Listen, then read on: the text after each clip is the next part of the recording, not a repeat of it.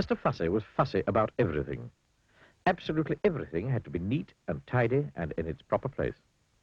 Mr. Fussy spent all day and every day rearranging his furniture and making sure that the flowers grew in a straight line in his garden and trying to find specks of dust where there couldn't possibly be specks of dust, because he spent all his time making sure that there weren't any specks of dust. One fine morning, Mr. Fussy was having breakfast. He was very fussy about what he ate. He opened the marmalade pot. "Oh," he exclaimed, "it's got bits in it." And he spent the rest of the morning separating the bits from the marmalade. Or, if you prefer, the marmalade from the bits. Fussy old fusspot, people used to call him. Then Mr. Fussy went out into his garden, and he spent the rest of the day straightening out all the blades of grass on his lawn. Fussy old fusspot.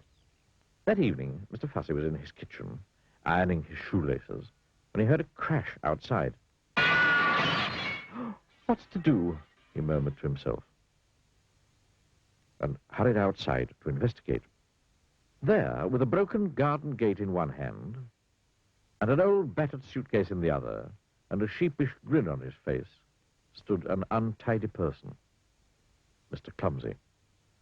"Whoops," he said, holding up the garden gate. "It came off in my hand." "Who," spluttered Mr. Fussy, looking in horror at his garden gate, "are you?" "Oh, I'm Mr. Clumsy," replied the untidy person, grinning. And he stepped forward to shake Mr. Fussy's hand. He tripped over and fell on the lawn. "My grass!" cried Mr. Fussy. "My straight grass! You bent it!"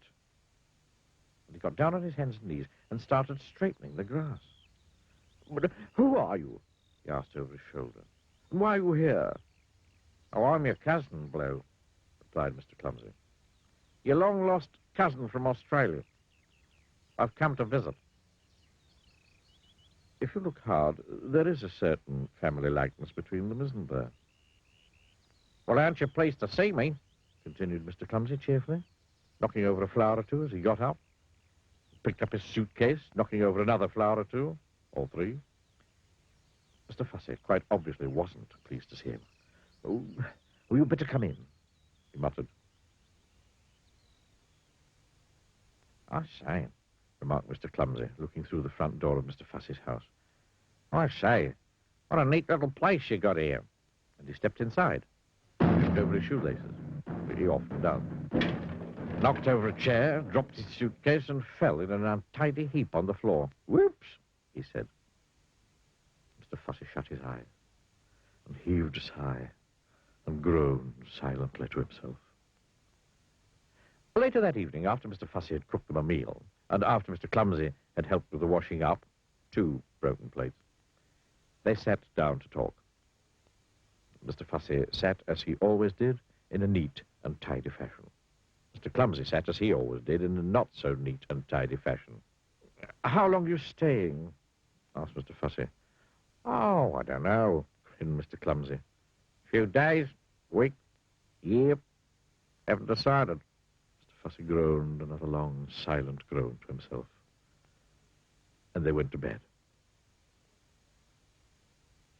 When he woke in the morning, Mr. Fussy jumped out of bed and went into his bathroom. Oh no, he gasped. "Oh, no." Oh, yes. Mr. Clumsy had been there before him. The towels lay in a heap on the floor. The bath was full of water. There were pools of water all over the bathroom floor. Half a tube of toothpaste had been squeezed out onto the mirror. What a mess. Mr. Fussy made it all neat and tidy as quickly as he could. Then he hurried downstairs. "Morning," said his cousin cheerfully. "I've cooked your breakfast. Sit down." There was an awful mess everywhere. "There we are. Breakfast," said Mr. Clumsy, carrying a plate of fried eggs, broken fried eggs, towards the table. And then he tripped over those shoelaces of his, and then the eggs flew through the air, and they landed all over Mr. Fussy. Sticky, greasy, yellow, fried eggs. "Whoops," said Mr. Clumsy. After a week, Mr. Fussy's house didn't look like Mr. Fussy's house anymore. Don't you agree? But after 2 weeks, Mr. Clumsy decided to move on. Oh, thanks for having me, sport, he said to Mr. Fussy. It was very nice to see you, replied Mr. Fussy politely. What he was thinking was not so polite. It's very nice to see you going, was what he was thinking. Well, cheerio, said Mr. Clumsy. And off he went with his battered old suitcase. Goodbye, called Mr. Fussy, really meaning good riddance. Then Mr. Fussy fussed round his house as he'd never fussed before. Fussy old fusspot.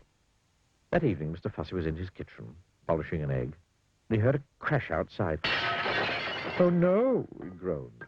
Oh, not Mr. Clumsy back again. It can't be. Mustn't be. It isn't. And it wasn't. It was somebody else. Somebody who just walked straight through Mr. Fussy's garden gate. Somebody who can't help having little accidents. Somebody you may have met before. Hello, smiled Mr. Bump. I've come to visit. Ha! I thought I'd bump into you again sometime. Bump into